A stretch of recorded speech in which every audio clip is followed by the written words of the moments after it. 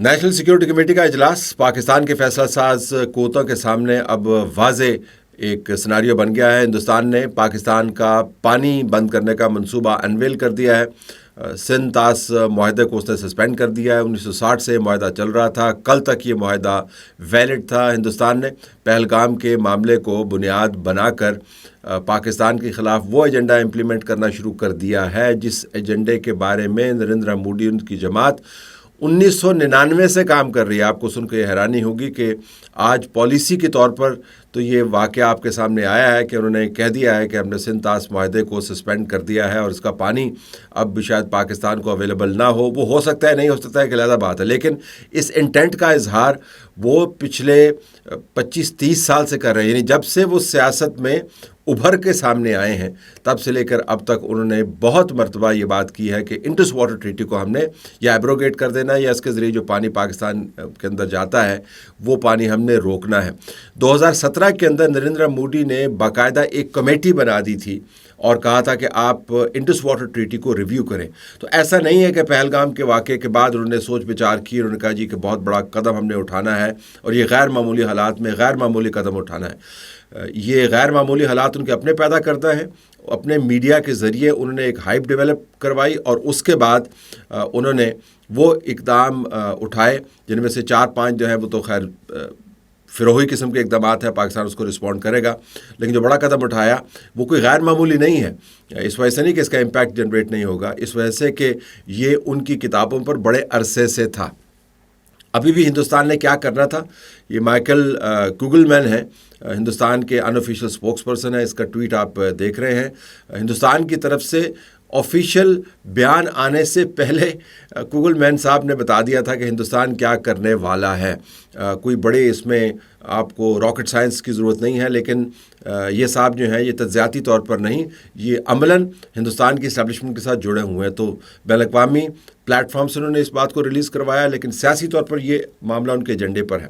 اب پاکستان کے سامنے آپشنز کیا ہیں؟ دیکھیں، پاکستان نے پہلے تو یہ دیکھنا ہے کہ ہندوستان کی طرف سے جو قدم اٹھایا گیا ہے اس کے تحت وہ کیا اقدامات کرتا ہے۔ انڈس واٹر ٹریٹی کو سسپینڈ کرنا ایک چیز ہے، 1960 سے لے کے 2025 تک یہ معاہدہ چلتا رہا، کل اس کو سسپینڈ کر دیا گیا۔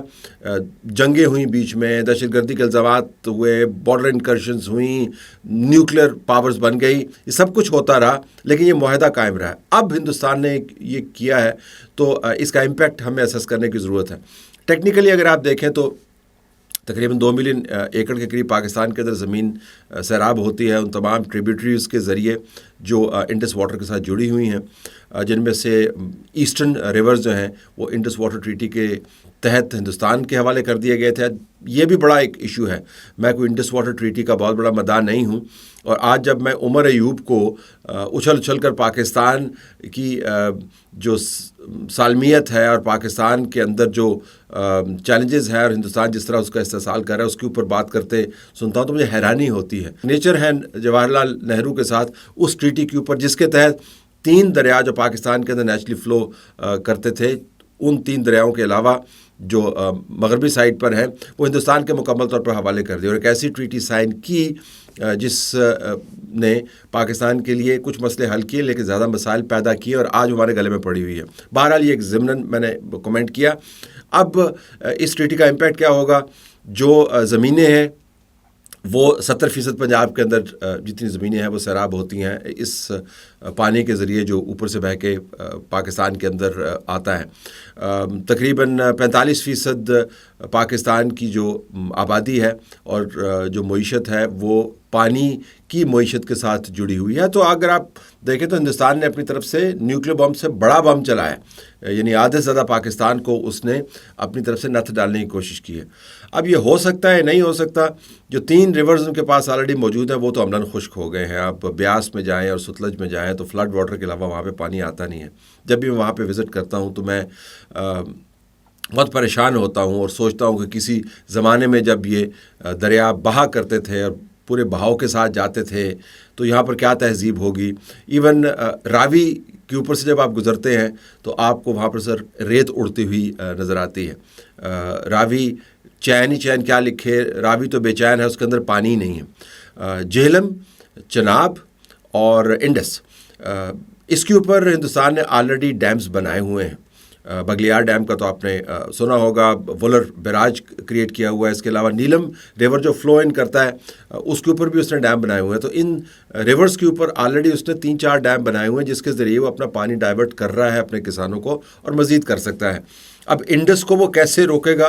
مائٹی انڈس کے سامنے وہ کون سی دیوار کھڑی کرے گا؟ اور اگر وہ دیوار کھڑی کر سکتا تھا تو ابھی تک وہ کر چکا ہوتا.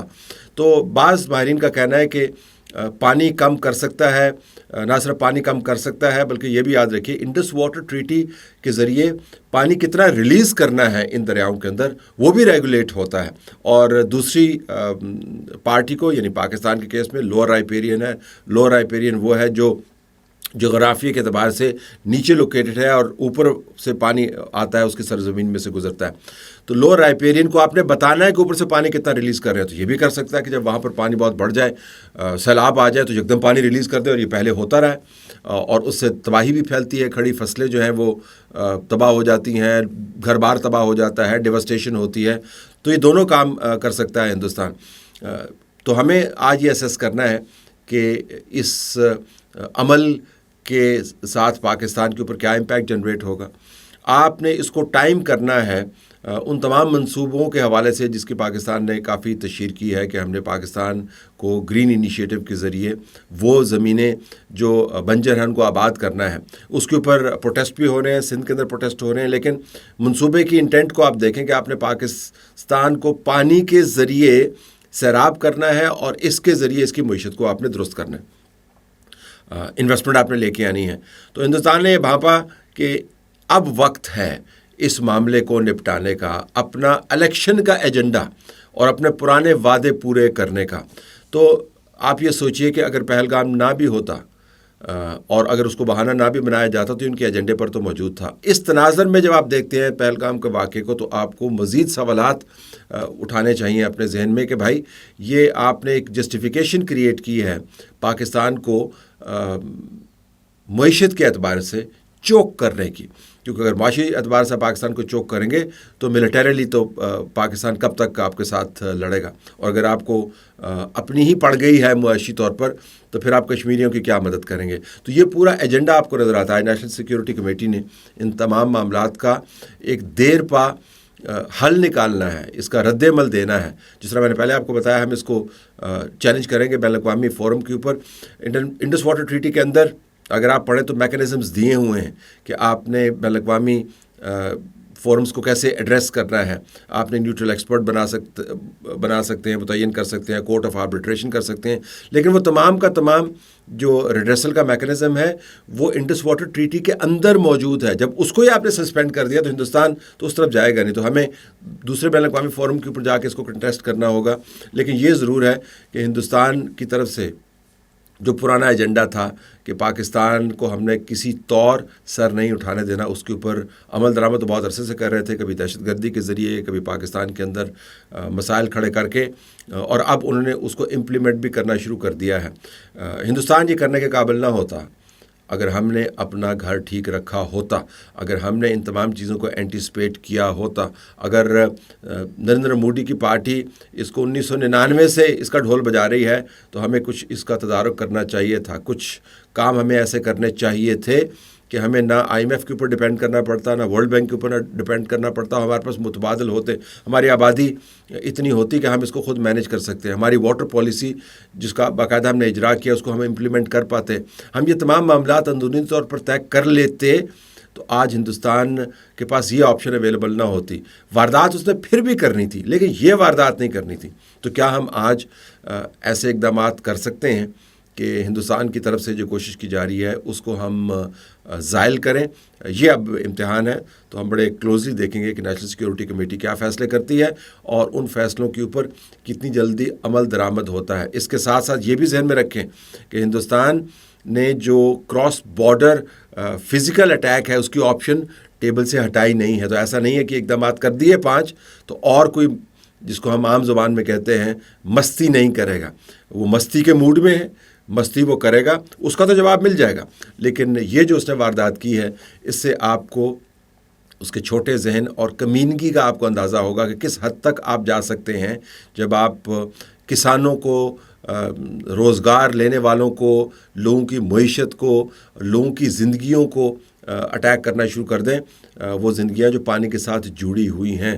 تو یہ سویلینز کے خلاف ایک میس مرڈر کی کیمپین ہے جو ہندوستان نے لانچ کی ہے. یہ ریاست کے خلاف صرف نہیں ہے، وہ تو بارڈر کے حوالے سے آپ کام کر سکتے ہیں. یہ سویلین پاپولیشن کو چوک کرنے کی ایک مذموم کوشش ہے. ویسی ہی کوشش جو آپ کو مودی کے بڑے قریبی یار نتن یاہو کی طرف سے ہوتی ہوئی نظر آتی ہے، وہ زیادہ وائلنٹ ہے، وہ زیادہ بروٹل ہے، لیکن انٹینٹ دونوں کے پیچھے ایک ہی ہے.